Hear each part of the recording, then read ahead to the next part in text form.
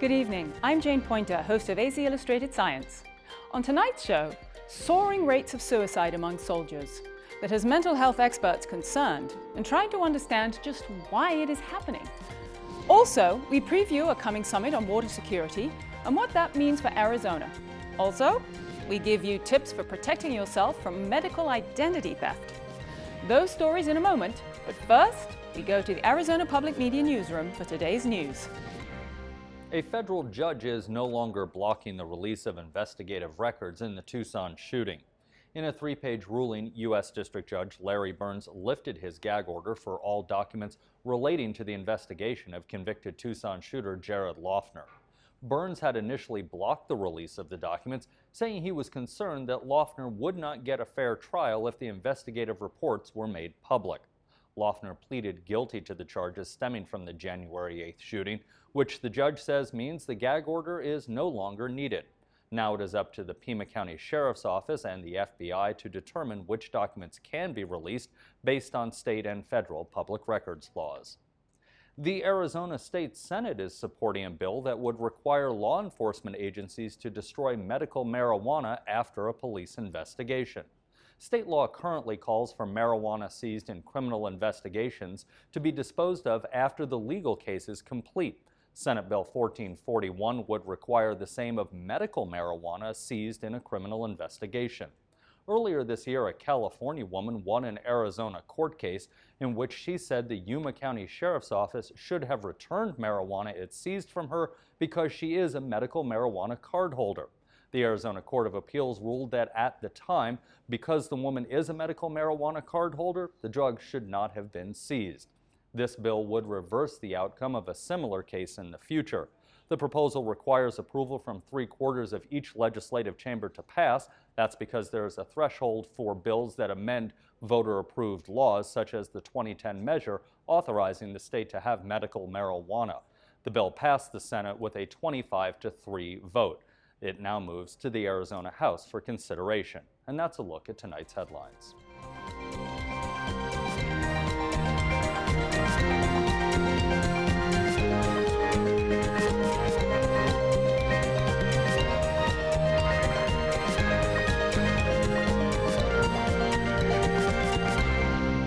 As the military grapples with soaring suicide rates, mental health professionals in southern Arizona are exploring the roots of the problem and how the community can help solve it. Gisela Tellis has the story. When Ricardo Pereyda returned from Iraq, he thought his most difficult days were behind him. This was a bad day. But nothing had prepared him for the battle he would face back home. It was difficult. It's very difficult when I came back. Extremely difficult. You know, here I am, I'm a 22-year-old kid, man at this point, kid, and I felt used up. I felt like, what now? Pereyda, who had served in the United States Army Military Police, was now living with a traumatic brain injury and post-traumatic stress disorder, or PTSD. Nightmares kept him awake through the night. His days were wrought with anxiety, anger, and grief.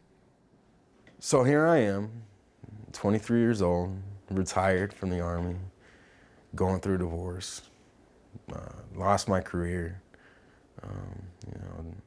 losing my sanity. Slowly but surely, it's going. Losing my self-respect, feeling like I'm a drain on everybody else. It was then that Pereyda wrote a letter of apology to his loved ones, held a gun to his head, and came close to pulling the trigger.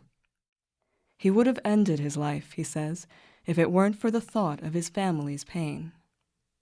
What kind of impact is that going to have on my family, on my friends, beyond what's already happened? And I couldn't do it. Thank God. Pereyda survived that day, but many veterans don't. The number of service members and veterans attempting and completing suicide has been rising for the past 10 years. According to the Department of Veterans Affairs, 18 veterans die by suicide every day, far more than are killed in combat. For Dr. Michael Marks, lead psychologist of the Southern Arizona VA healthcare system, it's a problem with many causes and no simple solution. Part of the issue that's going on is military culture doesn't encourage people to reach out for psychological help. Emotional problems are seen as a weakness. Reaching out can be seen as a weakness. So that ethos even follows them out of the military. When that ethos combines with post-traumatic stress, traumatic brain injuries, drug and alcohol abuse, financial or relationship troubles, or the difficulties of multiple deployments or transitioning back into civilian life, studies show that suicide risk rises.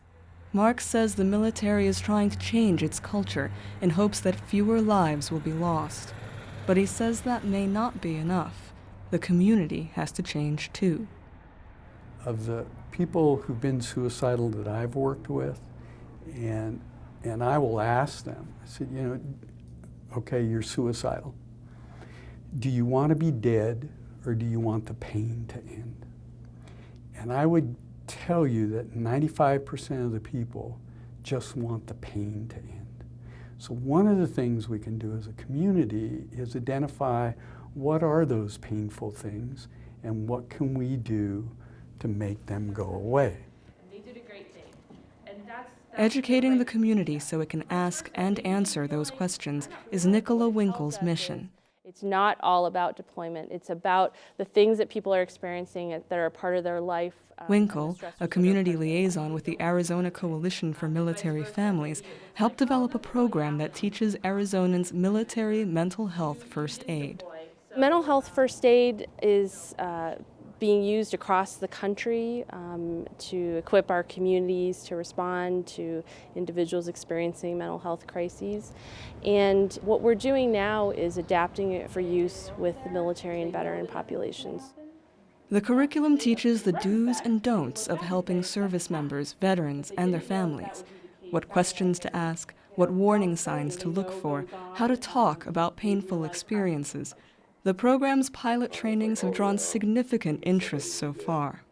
The more people that we have that are knowledgeable, who have the confidence to intervene, and they know how to connect that person to the resources that are available, the better off we're going to be intervening in the lives of people who are feeling suicidal.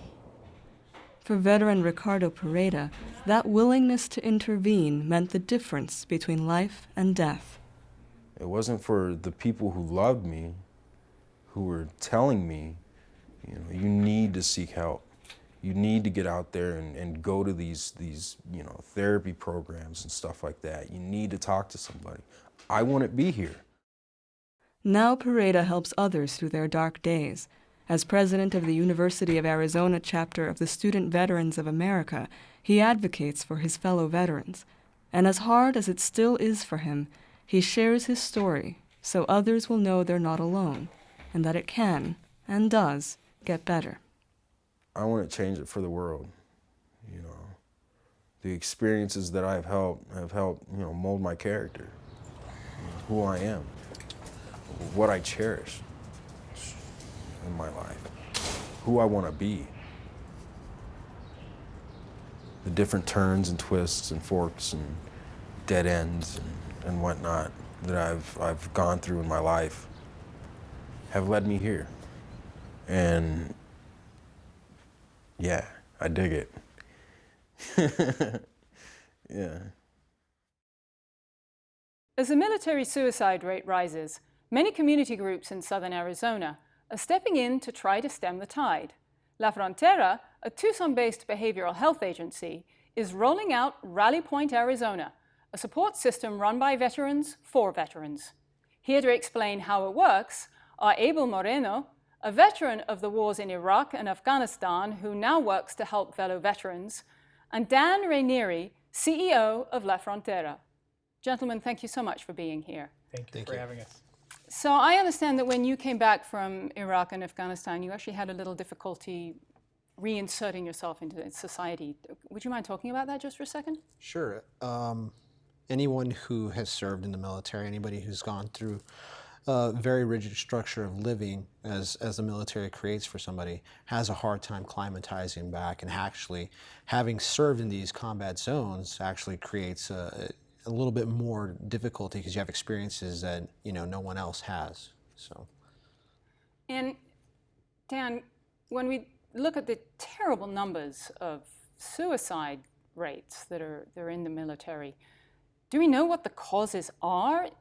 Is it this change in structure, or what is it? Well, I think there are a lot of reasons.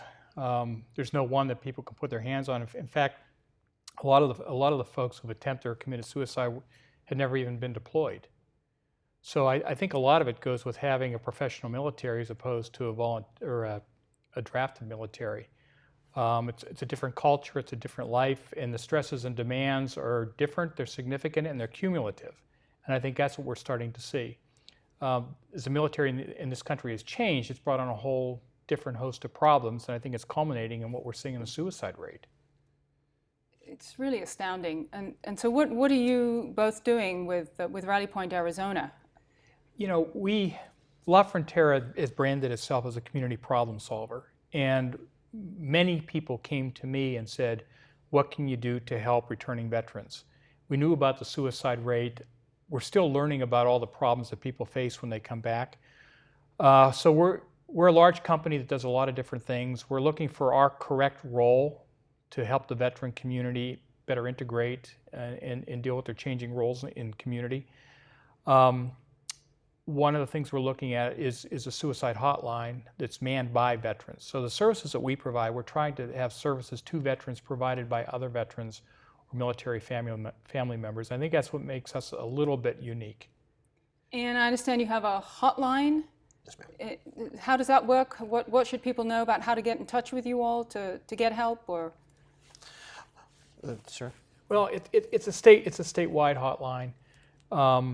It's 1-855-RALLY-4U, the number 4, the letter U, or 1-855-725-5948. We also have a website, www.rallypointaz.org. People can actually access that as well, which also gives the phone number for the hotline. That's fantastic. And what helped you when you came back? I think understanding exactly where I had difficulty in really grasping what I was up against.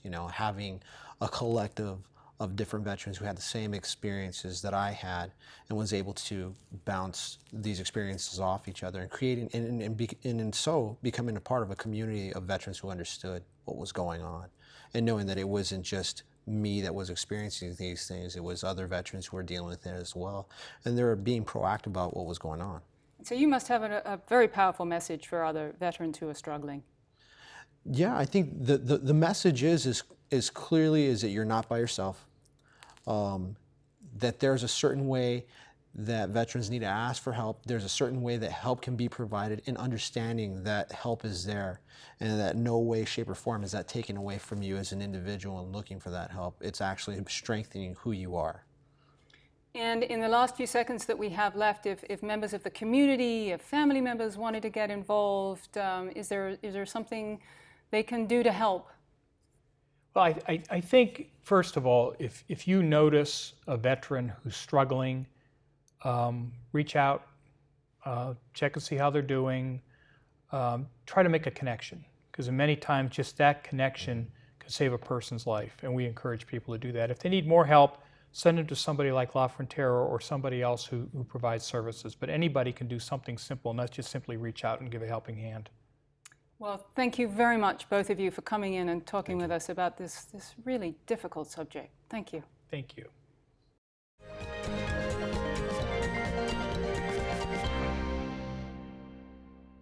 Federal Reserve Chairman Ben Bernanke warned lawmakers today that the automatic spending cuts set to take effect Friday will hurt the economic recovery. We examine the battle over those cuts and how the paralysis in Washington could affect hiring, investment, and more. Then we get the latest on the Senate vote to confirm former Senator Chuck Hagel as the next Secretary of Defense. Ray Suarez talks with Marcia Coyle about today's Supreme Court arguments over getting a DNA sample from a suspect who was arrested but not convicted of a crime. Special correspondent Kira Kay previews next week's presidential contest in Kenya, where memories linger from the violence that followed the 2007 elections. And we close with a conversation with Gloria Steinem about the women's movement and the PBS documentary Makers, Women Who Make America. That's all ahead on tonight's NewsHour. Americans are working later in life than ever, but in one profession, that's nothing new: politics. It's the most frustrating job in the world, but it keeps the adrenaline going. It gets you up in the morning, you learn something new every day, you see different people every day. I'm Linda Wertheimer. We meet an 85-year-old state senator on the next morning edition from NPR News.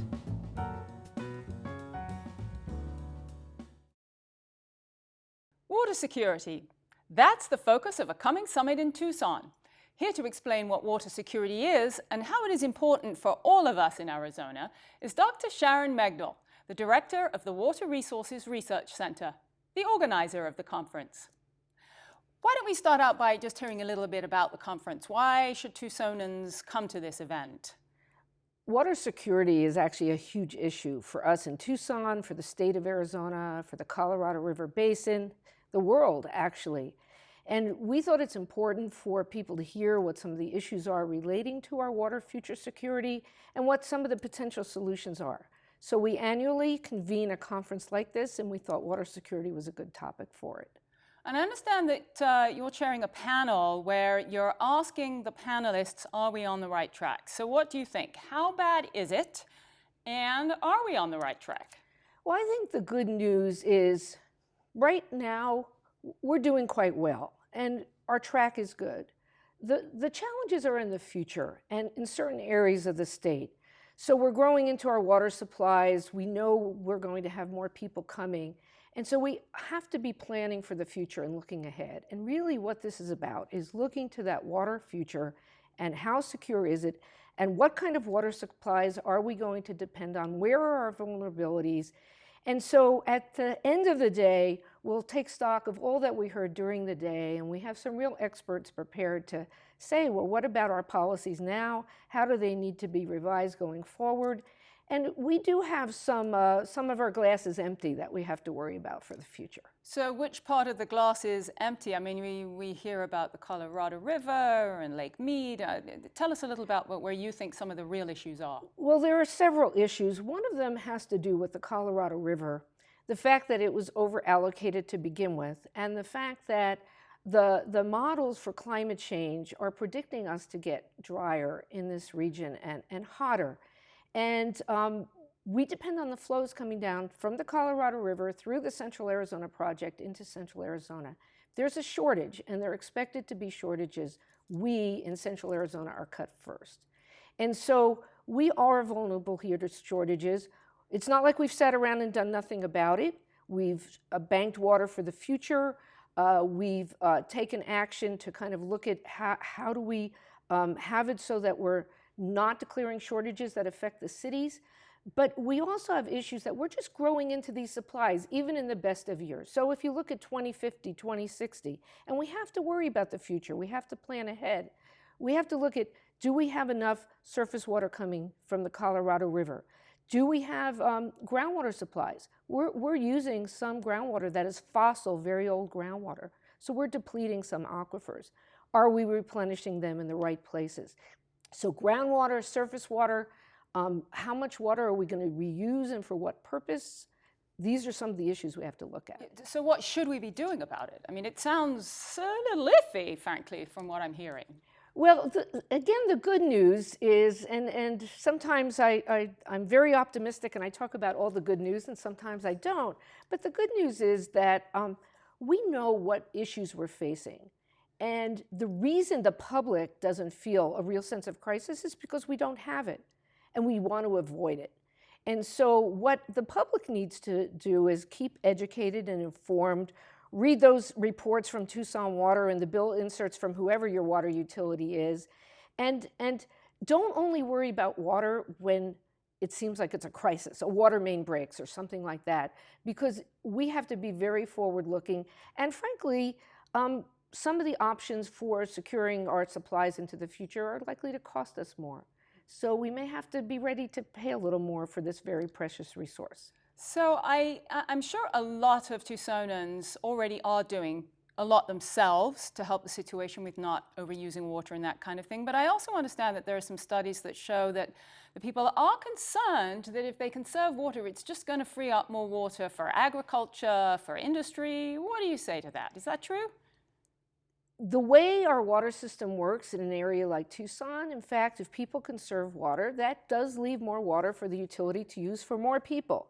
Not so much for agriculture, but actually over time we may see local gardens and agriculture coming back into the city versus the big tracts of agriculture outside. And, but conservation is what we should all do. And we do have a program actually at the Water Resources Research Center in partnership with Tucson Water called Conserve to Enhance. And there are ways to direct those conservation savings to things like the environment. So we can be creative and do some very good things with our conservation water savings.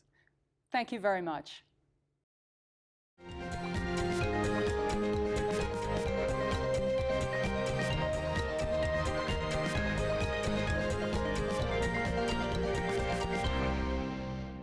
And now some milestones in science history. On this day, several famous scientists and inventors were born, including Levi Strauss, who was born in 1829 and who is best known for inventing and manufacturing blue jeans. American physician, health food pioneer, and the developer of dry breakfast cereals, John Harvey Kellogg, was born on February the 26th, 1852. And the English astronomer who discovered the Evershed effect, the horizontal movement of gases away from the center of sunspots, John Evershed, was born in 1864. Also, in science history, in 1870, the first subway line in New York City was open to the public. The subway was operated by a steam engine and could seat 22 people. Healthcare fraud costs the country about $80 billion each year, according to the FBI, the agency charged with investigating healthcare fraud in the United States. Georgia Davis tells us that one type of fraud, medical identity theft, is on the rise and could cost you in ways you may not realize. Medical ID theft. You may not have heard of it, but it can be just as damaging to your finances as identity theft. Some things that we see are patients coming in trying to use other family members' identifications or health insurance cards, or randomly we'll also see people who are just trying to use other people in the community's information for health insurance reasons. Why is this important to you? For one, it can affect the way your doctor treats you in the future. If we have somebody coming in potentially pretending to be somebody else, it can have an effect on the patient's medical record and treatment. So that would affect both the hospital as well as them. And if we have fraudulent claims, we're not going to get paid for them if we're submitting fraudulent claims. Such claims can also hit you in your pocketbook, limiting your ability to get insurance benefits. Not to mention, when a scammer incurs unpaid medical debts, those can show up on your credit report. And it can cause you legal troubles. For example, if a thief uses your identity to buy prescription drugs to sell or feed a personal addiction. Medical ID theft affects more than 1 million people in the United States each year.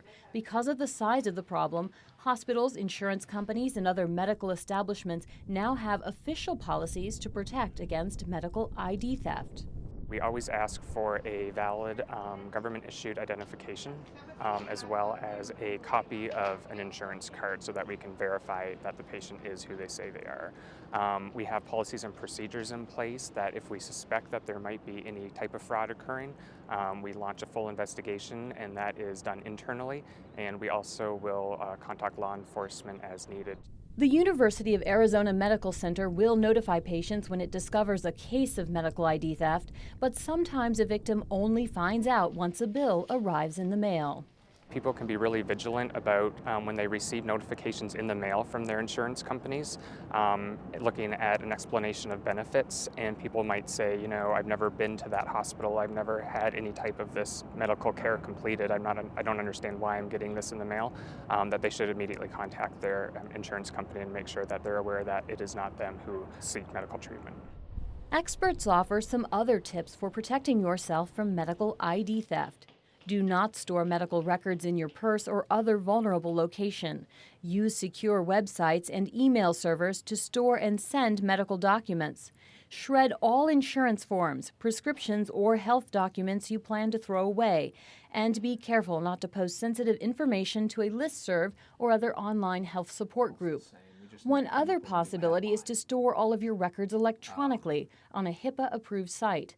Global Online Personal Health Resources, or GOPHR, is one such site. Individuals can gather, organize, and store all of their health information in one secure location. That includes contact information, that includes medications and allergies. It includes digital files such as MRIs and X-rays, image files, and a whole host of other features such as fitness journals, nutrition journals, a diabetes tracker, a vitals tracker. Users can choose who gets access to this information. For example, they can allow their doctors to upload documents and to review information on the site. Also, critical care personnel such as EMTs and emergency room doctors can have limited access. Things like asthma, epilepsy, if you have a heart stent, you can't have an MRI, obviously, if you have metal inside you. But things like AIDS, they didn't need to know.